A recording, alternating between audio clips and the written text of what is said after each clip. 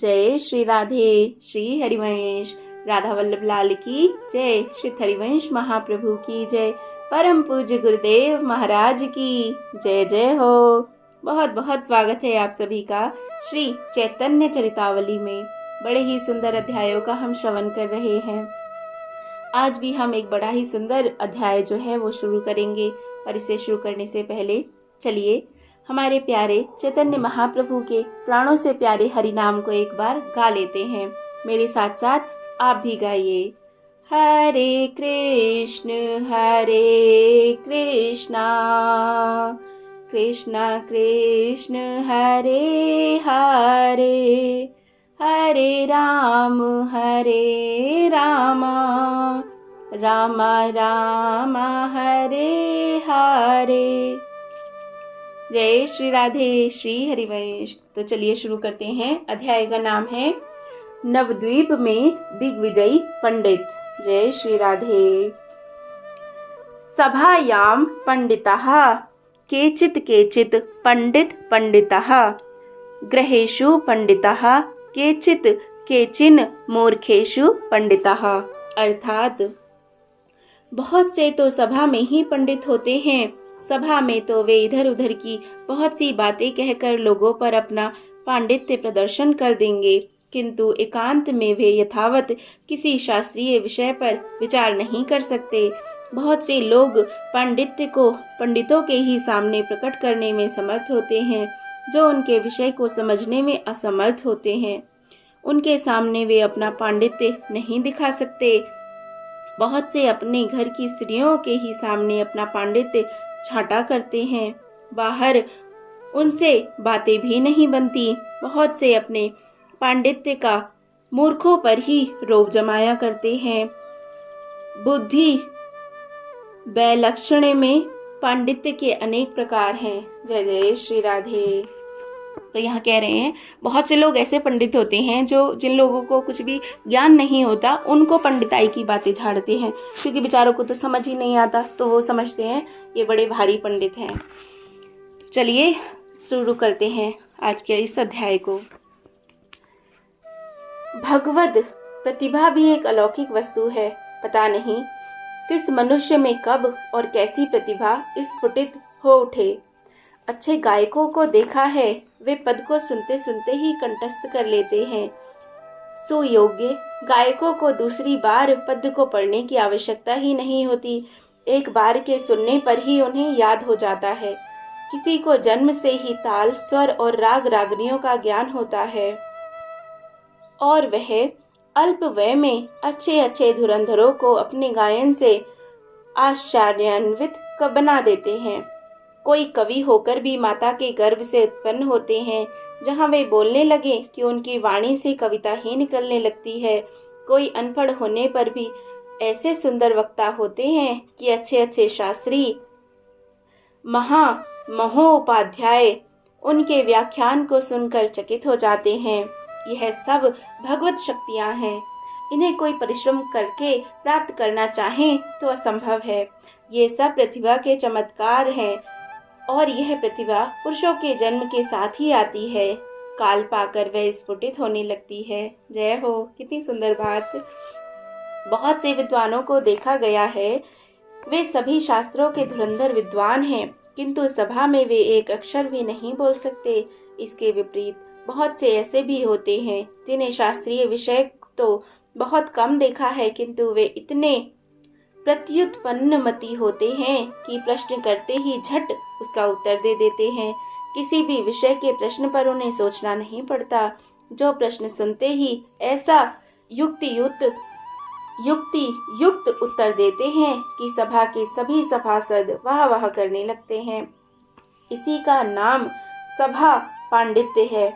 पहले जमाने में पंडित के माने की भावदूक वक्ता या व्याख्यान पटु किए जाते थे, जिसकी वाणी में आकर्षण नहीं, जिसके प्रश्न के सुनने पर सोचना पड़े, जो तत्क्षण बात का उत्तर नहीं दे सकता, जिसे सभा में बोलने में संकोच होता है, वह पंडित नहीं। सभा में ऐसे पंडितों की प्रशंसा नहीं होती। पांडित्य पने की कीर्ति के वे अधिकारी नहीं समझे जाते। वे तो पुस्तकीय जंतु हैं जो पुस्तकें पलटते रहते हैं। आज से कई शताब्दी पूर्व इस देश में संस्कृत साहित्य का अच्छा प्रचार था। राज्यसभा में बड़े बड़े पंडित रखे जाते थे। उन्हें समय समय पर यथेष्ट धन पारितोषिक के रूप में दिया जाता था। दूर दूर से विद्वान सभाओं में शास्त्रार्थ करने आते थे और राजसभाओं की ओर से उनका सम्मान किया जाता था। पंडितों का शास्त्रार्थ सुनना उन दिनों राजा या धनिकों का एक आवश्यक मनोरंजन समझा जाता था, जो बोलने चालने में अत्यंत ही पटु होते थे, जिन्हें अपनी वक्तत्व शक्ति के साथ शास्त्रीय ज्ञान का भी पूर्ण अभिमान होता था। वे संपूर्ण देश में दिग्विजय के निमित्त निकलते थे। प्राय ऐसे पंडित को किसी राजा या धनी का आश्रय होता था। उनके साथ बहुत से और पंडित, घोड़े, हाथी तथा और भी बहुत से राजसी ठाठ होते थे। वे विद्या के प्रसिद्ध केंद्र स्थानों में जाते और वहां जाकर डंके की चोट के साथ मुनादी कराते थे कि जिसे अपने पांडित्य का अभिमान हो वह हमसे आकर शास्त्रार्थ करे।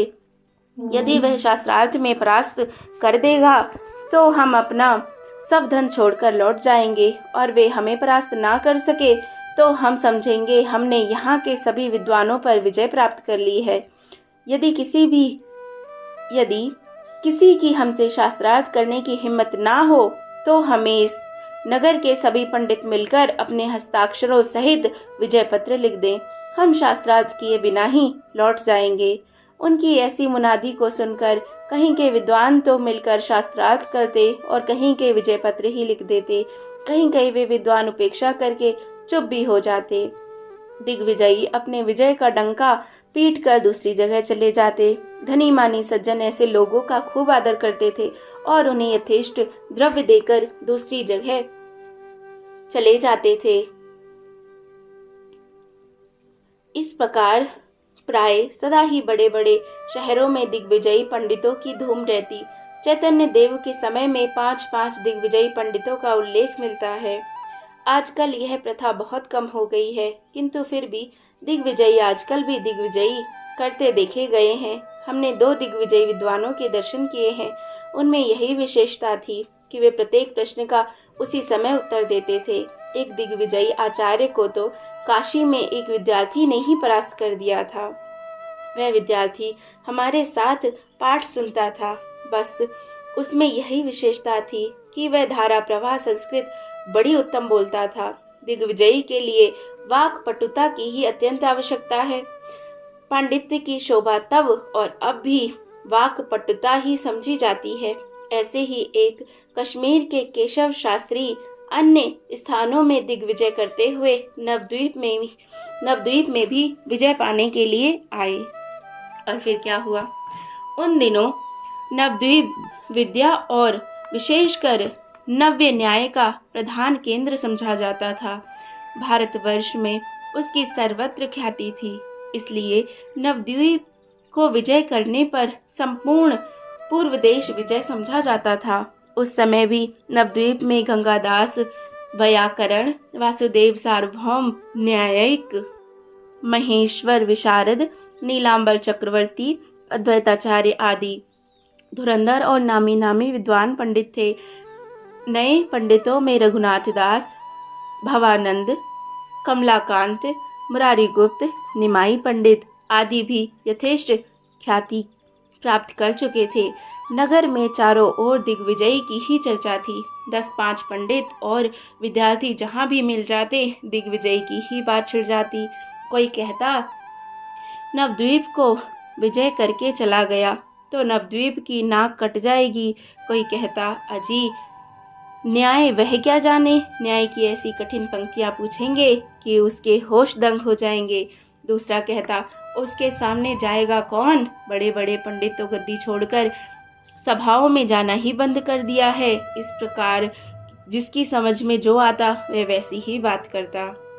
प्राय बड़े बड़े विद्वान सभाओं में शास्त्रार्थ नहीं करते। कुछ भी पढ़ने के सिवा शास्त्रार्थ करना जानते ही नहीं। कुछ विद्वान होने पर शास्त्रार्थ कर भी लेते, किंतु उनमें चालाकी, धूर्तता और बात को उड़ा देने की विद्या नहीं थी। इसीलिए चारों ओर घूम घूम कर दिग्विजय करने वाले बावदूकों में से वे बड़े घबराते।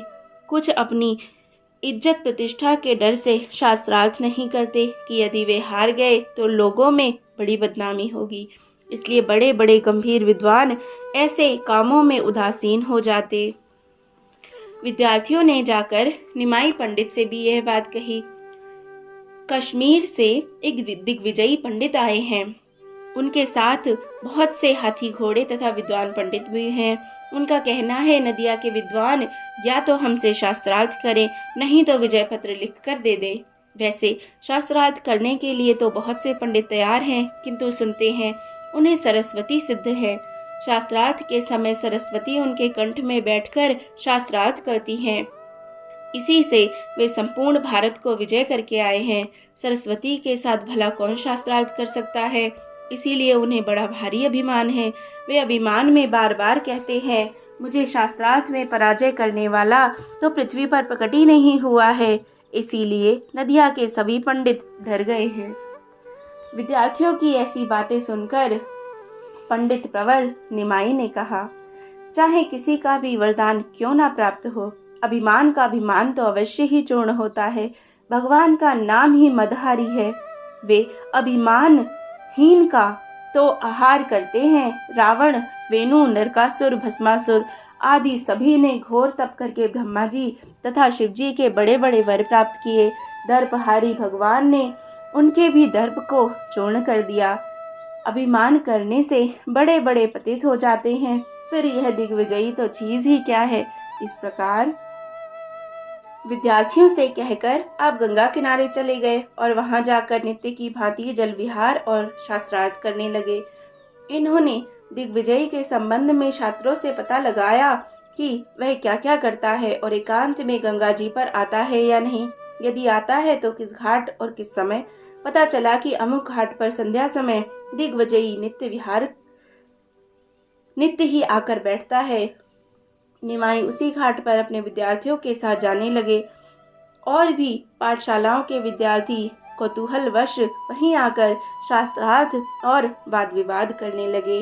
जय जय श्री राधे। तो बड़ा आनंद आएगा आगे ये देखने में कि हमारे जो निमाई पंडित हैं वो किस तरह से इन दिग्विजयी पंडित को हराएंगे और बड़ा ही आनंद आएगा अगले अध्याय में। तो सुनते रहिए। अगर चैनल को सब्सक्राइब ना किया है तो कर दीजिए। जय जय श्री राधे। बोलिए चैतन्य महाप्रभु की जय। प्यारे निमाई पंडित की जय जय हो। जय श्री राधे।